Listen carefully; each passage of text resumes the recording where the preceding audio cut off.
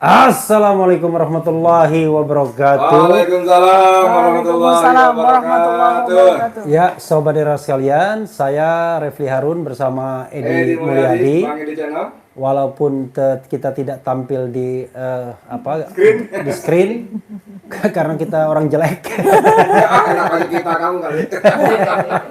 Tapi enggak, ini soal serius ya. Tapi tadi saya bilang ini kok satu perempuan diperebutkan dua pria gimana nih? Ya, enggak. Ini soal serius ini. Soal serius. Ya? Soal serius karena kita mau bicara mengenai siapa menabur angin akan menuai badai. Polisi dan politisi sedang berhadapan dengan karmanya atau karma bagi polisi dan politisi. Karma nggak ada dalam Islam, Om. Oh, tapi ini bahasa umum. Sudah menuai buahnya. Oh, oke. Menuai badainya. Menuai badainya. Oke, jadi hari ini kita masih menyaksikan hal-hal yang ya sebenarnya bukan sesuatu yang legal gitu ya, tetapi ini adalah kemarahan rakyat yang kita juga harus pahami secara psikologis, sosiologis, secara neuroscience jangan nanti dokter Tifa akan bilang begitu kan? Dan konstitusional juga. Dan pusat atau sumber kemarahan itu dua, satu polisi, dua politisi. Nah, saya kasih background dulu, nanti Mas Edi mungkin tambahkan. Kita tahu polisi selama ini seperti menjadi alat rezim yang memunculkan kemarahan-kemarahan, tetapi orang takut, tidak berani menyuarakannya. Mas Edi sudah merasakan itu ya dengan kasus jin buang anak, kemudian Syahganda Nenggolan, Anton Permana, Habib Rizik dan lain sebagainya. Orang akan mengatakan itu kan rezim Jokowi, ya, tetapi juga polisi mengentertain itu semua. Dan yang kedua, para politisi yang memamerkan kemewahan, yang tidak berempati kepada nasib sebagian besar rakyat, which is negara kita masih negara yang miskin. Ya, kita negaranya kaya sumber daya alam tapi penduduknya masih miskin. Nah, maka kemudian relevan sekali siapa menabur angin dia akan menuai badai, karma atau tadi badai bagi polisi dan politisi. Silakan Mas Edi kalau mau menambahkan. Ya, memang saya boleh jujur ya. Kebencian rakyat kepada polisi dan politisi itu sudah mencapai ubun-ubun. Ya, saya sering menonton bersama-sama netizen atau warga yang lainnya bahkan video-video polisi yang babak belur di aksesi kemarin. Dan tahu nggak Dok, apa yang diucapkan spontan oleh para penonton video itu? Syukurin, syukurin. Macam itulah ya. Jadi betapa memuncak salah itu menjadi tersalurkan. Nah, sekarang saya ingin banyak pengantar. Gimana nih? Sebagai orang yang mudah-mudahan tidak, tapi sedang menjalani apa yang kita sebut dengan kriminalisasi oleh polisi. Oke, silakan Dok, dieksplor selebar-lebarnya. Pertama-tama ini dalam suasana kita masih sangat berduka cita dengan syuhada Afif Kurniawan ya, yang terpaksa harus kehilangan masa depannya, kehidupannya karena represi, kebiadaban ya, dan rasa yang jauh dari kemanusiaan yang dilakukan dengan terang benderang oleh polisi.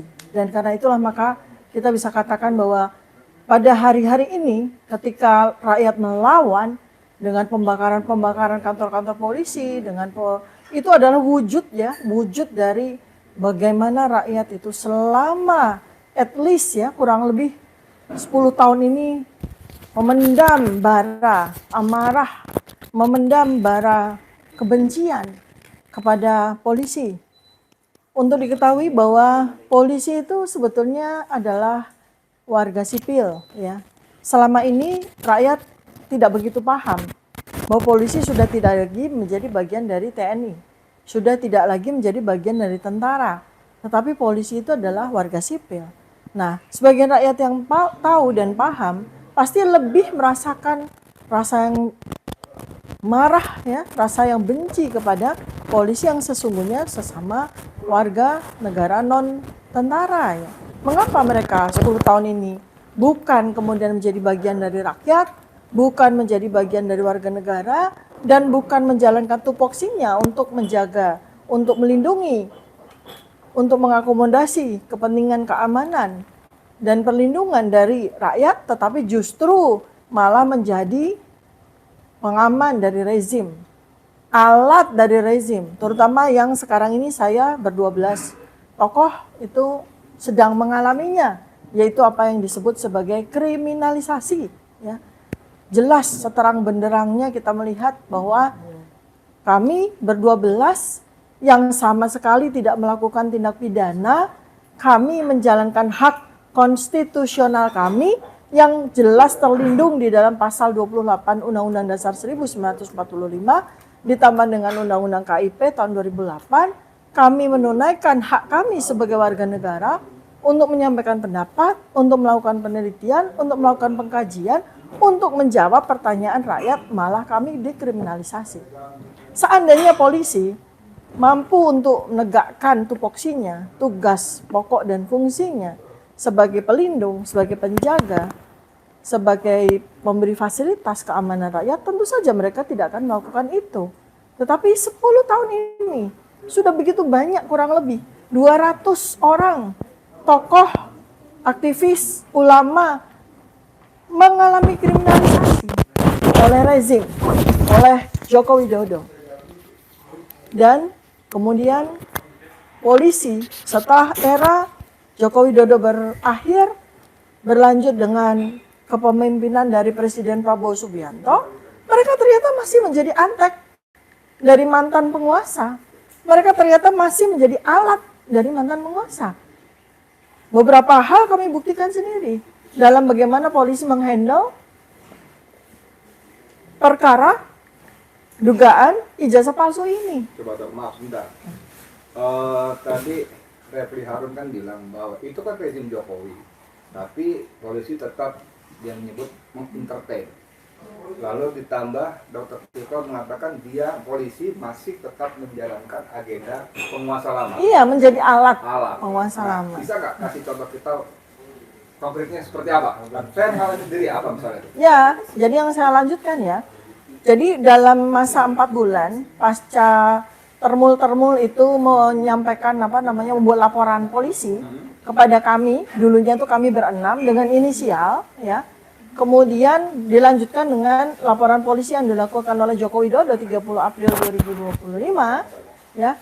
Itu kan beberapa hal sudah jelas ya, bahwa pertama dari pasal-pasal yang dikenakan kepada kami dituduh melakukan tindak pidana.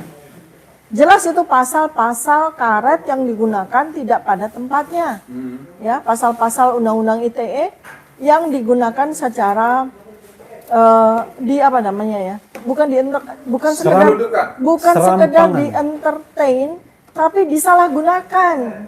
Pasal-pasal yang seharusnya tidak digunakan kepada kami, tetapi digunakan, ya. Dan kemudian beberapa waktu yang lalu ketika saya menjadi saksi ahli dari gelar perkara khusus yang dimintakan oleh TPUA, di situ sudah jelas bahwa polisi itu betul-betul berpihak kepada pelapor, tidak memberikan kesempatan kepada kami sebagai saksi ahli dari terlapor untuk menyampaikan secara jelas, secara saintifik, secara ilmiah, sesuai dengan kapabilitas kami. Dan beberapa kali sudah kami menyambangi Polda Metro Jaya ya sebagai saksi, kemudian meningkat sebagai terlapor, padahal peristiwa penyelidikan kemudian meningkat menjadi penyidikan, itu sama sekali tidak melibatkan saksi-saksi yang seharusnya hak dari TPUA. Bahkan kami sebagai saksi ahlinya TPUA pun dan juga sebagai saksi peristiwa tanggal 15 April 2025 di Jogja, kami belum diundang.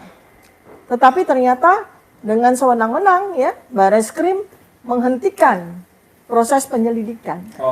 Ya, itu kan bukti kriminalisasi. Sementara di Polda jalan terus. Sementara laporan di Polda jalan terus. Ya. Padahal pada saat laporan Polda jalan terus ya, kami kemudian udah tambah lagi nih, nggak cuma berenam tapi sudah menjadi ber-12. Ya, kami baru diundang sebagai saksi. Sama sekali belum diundang untuk memberikan sebuah penjelasan. Kami juga belum menyampaikan bukti-bukti dari sisi kami. Kami juga belum menyampaikan saksi-saksi dari sisi kami. Penyelidikan naik menjadi penyidikan. Dan kemudian berlanjut sampai dengan hari ini.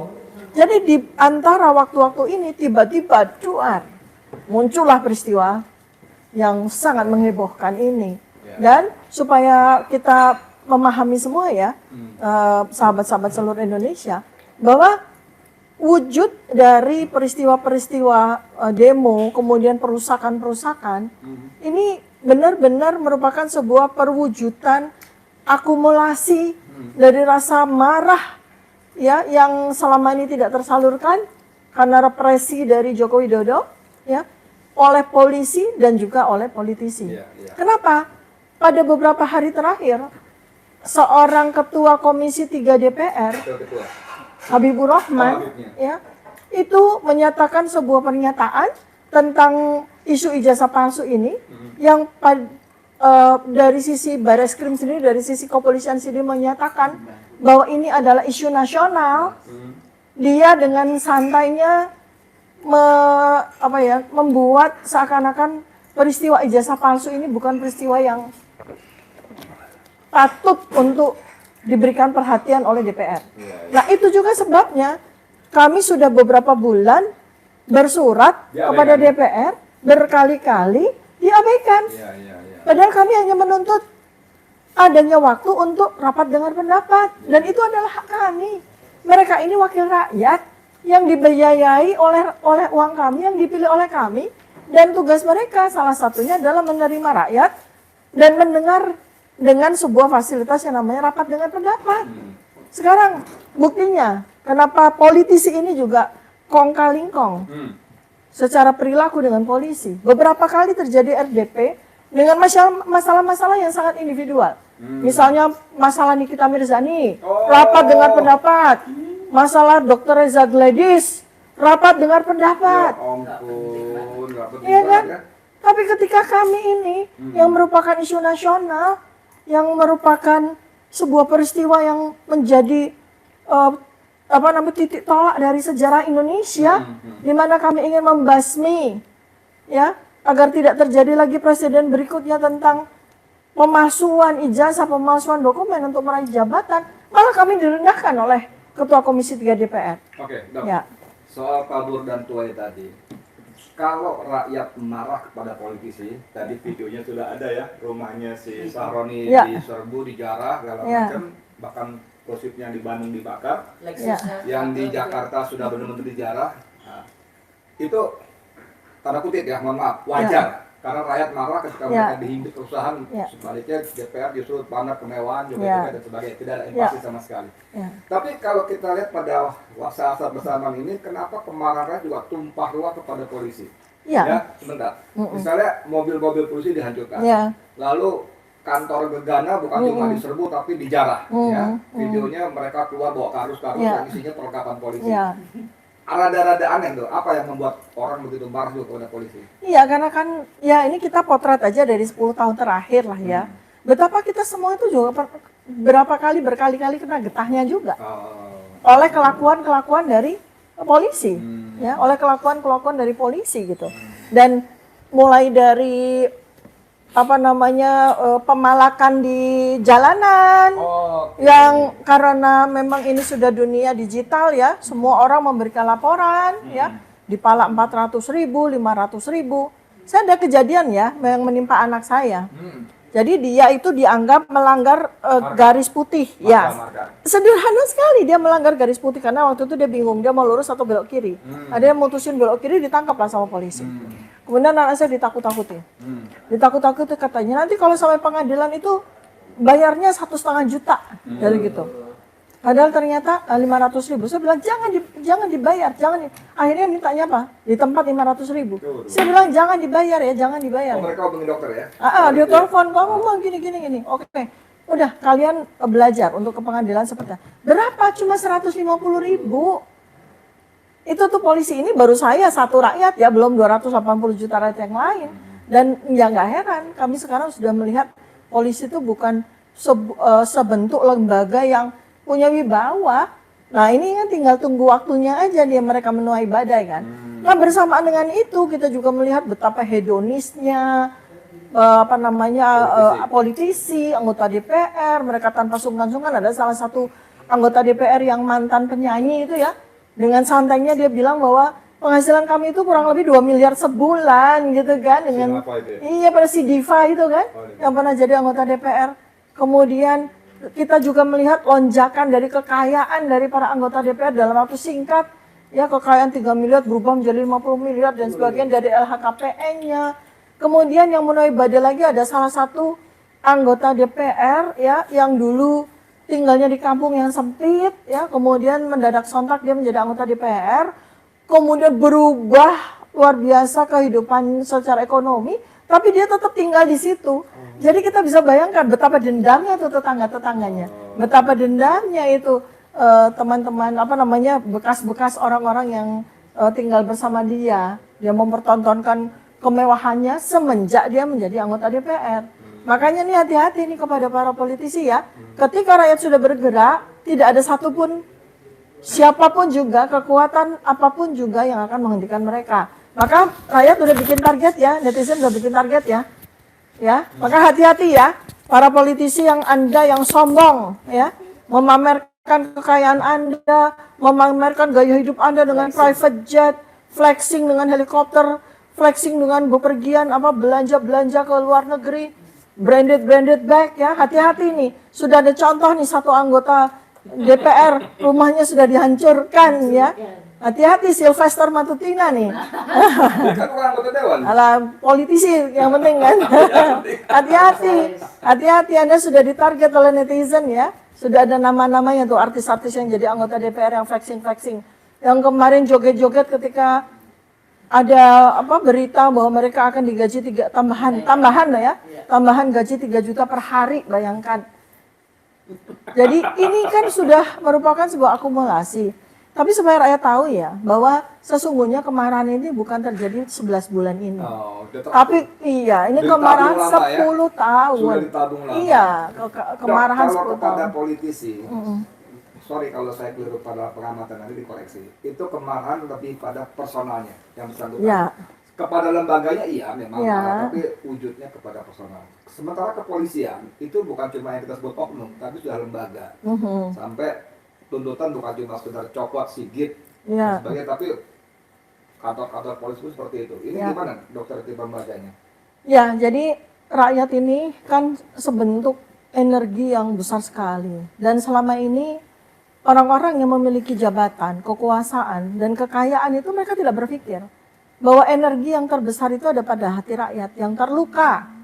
Ya, mereka tidak pernah terpikir. Padahal sejarah sudah membuktikan, sejarah sudah menuliskan. Jangan sampai membuat rakyat itu terluka hatinya. Apalagi luka itu dilakukan terus-menerus ya, ditorehkan terus-menerus. Suatu ketika akan menjadi sebuah ledakan energi yang sangat dahsyat, yang tidak ada satupun kekuasaan yang bisa menghentikan. Tidak ada satupun kekuatan, tidak ada satupun harta benda yang bisa menghentikan rakyat yang marah.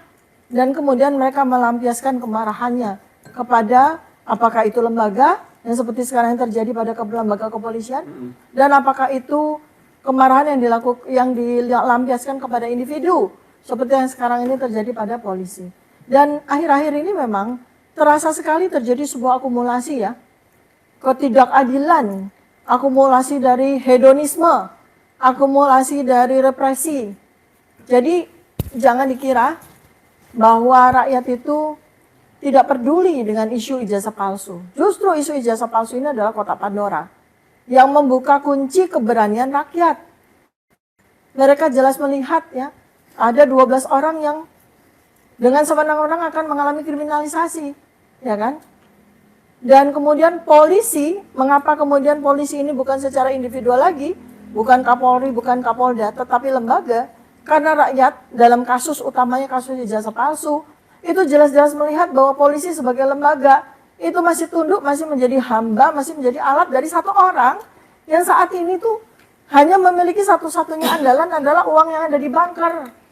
Kekuasaan sudah tidak punya, ya kan? Kekuatan secara politik juga sudah tidak punya karena sudah dipecat dari partainya, partai yang dulu membuatnya menjadi wali kota, menjadi gubernur, menjadi presiden. Dan sekarang itu dia hanya dilindungi oleh partai Gurem, partai Gazah, gak ada ijazah, ya kan? Maka apa yang sebetulnya kekuatan masih dimiliki? Uang. Jadi polisi ini lembaga kepolisian ini menghamba kepada uang. Menghamba kepada uang, dan kemungkinan juga banyak kasus-kasus yang melibatkan petinggi-petinggi kepolisian, ya, itu yang buktinya itu ada pada orang yang sekarang ini masih mereka lindungi, masih menjadi tuannya mereka, ya. Nah, itulah yang terjadi pada saat sekarang ini. Dok, ya terlepas dari masalah yang dokter hadapi ya, sebagai seorang neuroscientist gitu ya, seorang dokter, seorang pengamat gitu yang yang sedang getol-getolnya melakukan riset dan lain sebagainya. Fenomena yang dokter amati di dua kelompok ini, politisi dan polisi ini, sesungguhnya apa ya? Jadi kita sudah paham memang kebencian, kemarahan masyarakat itu seperti api dalam sekam terhadap polisi karena kriminalisasi, karena korupsi, karena hidup kadang-kadang juga memamerkan kemewahannya, terutama para pucuk pimpinannya, jenderal-jenderalnya, ya, yang nggak ada yang miskin tuh, nggak ada yang miskin. Kemudian politisi juga begitu, baik ketika mereka sebelum maupun sesudah, apalagi sesudah menjadi anggota DPR, sering sekali mereka memamerkan kemewahan dan memang dengan dipilih melalui proses pemilu yang kerap sangat curang, sehingga mereka betul-betul menjadi orang yang dari awal sudah membeli jabatan. Silakan dieksplor selebar-lebarnya beyond dari kasus yang melanda dokter secara pribadi. Ya, jadi dendam akumulatif yang sekarang ini dilampiaskan oleh rakyat terhadap dua lembaga tersebut, ya, dari kepolisian maupun dari politisi, itu lebih kepada gini. Jadi pertama ya, kalau kita lihat dari sisi kausanya dulu, kan ini adalah bagaimana pemimpin memberikan contoh yang buruk. Ya. Kita lihat dalam 10 tahun terakhir, Joko Widodo beserta dengan keluarganya, beserta dengan anak cucunya, itu kan mempertontonkan kemewahan-kemewahan mereka tanpa malu-malu.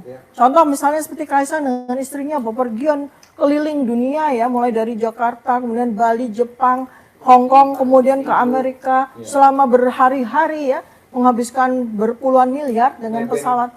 Ya, dengan pesawat. Kemudian kita juga lihat istri wali kota yang sekarang jadi wapres, ya, tanpa malu-malu mempertontonkan jam yang miliaran rupiah. Padahal istri wali kota kalau memang hanya menjadi wali kota, berapa sih gajinya kan? Tapi dia bisa berganti-ganti. Begitu juga dengan yang bersangkutan sendiri, dengan anak-anaknya Joko Widodo. Tak kurang juga dengan istrinya. Senang sekali dengan menggunakan branded bag. Nah, itu menjadi contoh. Itu menjadi sebuah contoh atas perilaku yang dilakukan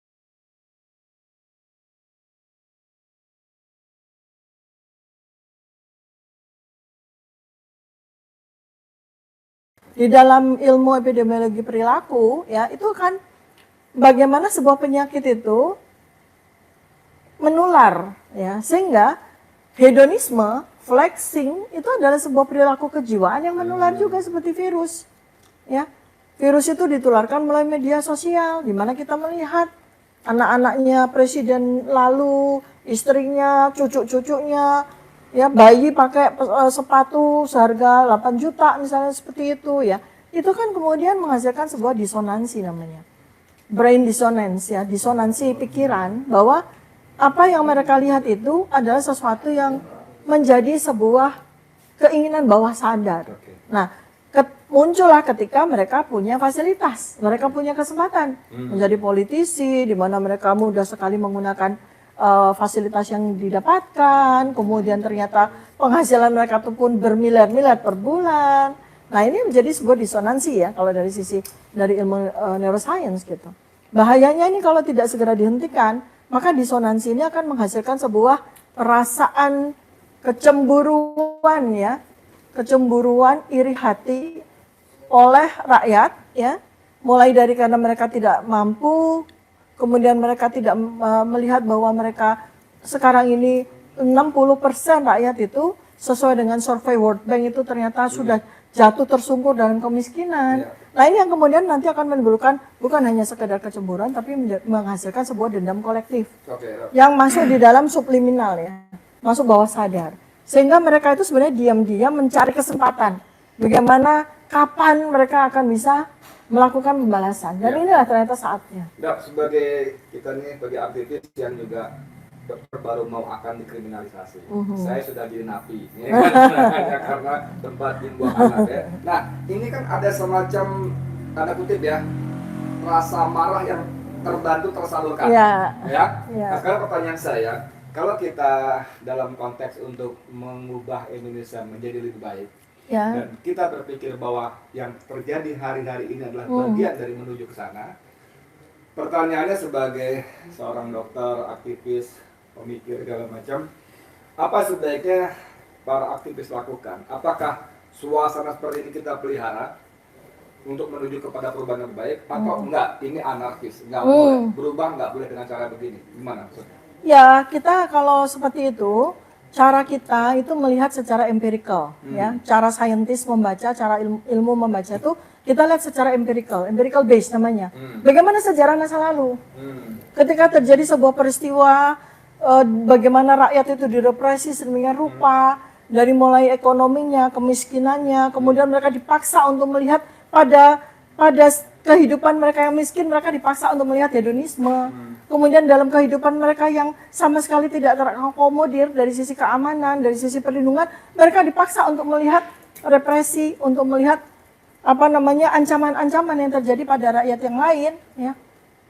Jadi itu yang kemudian menghasilkan kebutuhan akan kanal-kanal. Nah, kanal ini yang oleh dalam bahasa spiritual itulah namanya wa makaru Allah, ya. Allah nanti ada masa titik di mana Allah pun tidak akan membiarkan segala sesuatu, ya, kezoliman itu melampaui batas. Nah, dalam sejarah secara empirical base selalu terjadi masa-masa di mana Allah membiarkan rakyat direpresi sebagai ujian, ya, dalam Al-Baqarah 155-157, ya kan? Allah membiarkan dulu karena itu ada ujian. Untuk bagaimana kita tetap takwa, tetap kita sabar. Sampai suatu titik Allah melihat penguasa, ya, orang yang memiliki kekuasaan itu berbuat zalim yang melampaui batas, maka Allah akan menurunkan pertolongan. Ini yang terjadi saat ini. Pertolongannya dalam bentuk kanal-kanal. Jadi kita pelihara atau gimana? Kanal ini digunakan, bukan dipelihara. Kanal ini oleh Allah dibuka. Kanal secara politis, kanal secara hukum, kanal secara kesadaran kolektif, ini dibuka sama Allah. Jadi kita tidak melihat apa yang dilakukan oleh rakyat saat ini dengan pembakaran itu bukan sebuah peristiwa anarkis.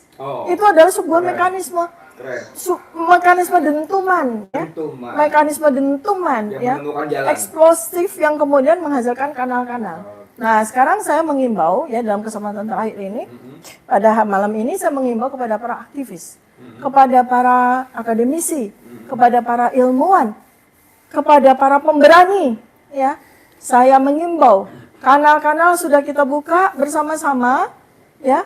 Kanal-kanal sudah dibuka oleh para pemberani, oleh para pejuang. Maukah Anda bersama-sama dengan kita menggunakan kanal-kanal tercipta ini untuk kemudian nanti kita berjuang menegakkan keadilan dan kebenaran sehingga negara ini nanti akan berubah menjadi jauh lebih baik. Bagaimana kita dengan kesempatan ini, bagaimana negara dalam kesempatan saat ini, polisi pun akan berubah secara revolusioner. Bagaimana politisi juga berubah secara revolusioner. Itu harapan kita. Iya, Sobat Eros sekalian dan Sobat atau kawan Edi Mulyadi. Kawan. Itu tadi di pemaparan Dr. Tiva, ya. Kita juga punya pendapat nanti setelah ini barangkali kita akan banyak berdiskusi tentu bagaimana melengsarkan Gibran dan juga mengadili Jokowi. Ya, ada karena dua. itu kesepakatan kita sebagai sekretariat bersama di sini. Makasih. Wassalamualaikum warahmatullahi wabarakatuh. Waalaikumsalam warahmatullahi wabarakatuh.